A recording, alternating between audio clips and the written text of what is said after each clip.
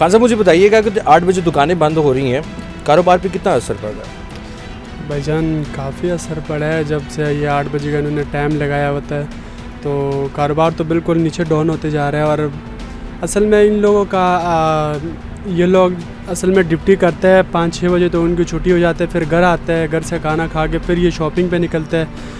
दिन के टाइम आपको पता है कितनी गर्मी है यहाँ पे, आपको भी अंदाज़ा हो रहा है, यहाँ पे आप सर्वे कर रहे हो, पता लग ही रहा होगा कितनी गर्मी है, कितनी धूप पड़ती है। तो इसलिए दिन को लोग नहीं निकलते हैं, रात के टाइम निकलते हैं।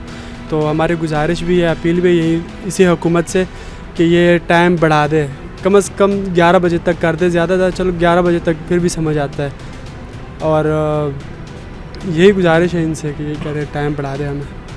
तो आप कहाँ से आए हुए हैं लाहौर में कारोबार? नहीं, हम तो पेशावर से आए हुए। पेशावर से आए हैं, यानी कि प्रदेश में ही है ना एक तरह से? हाँ जी, प्रदेश में ही है, बिल्कुल ऐसी है। दुकानों का किराया देना होता है, फिर लड़के काम करते 2-3 लड़के, उनको भी देना होता है, लेकिन काफ़ी मुश्किल हो गया। तो इसलिए हमारा गुजारिश है कि टाइम बढ़ा दिया जाए।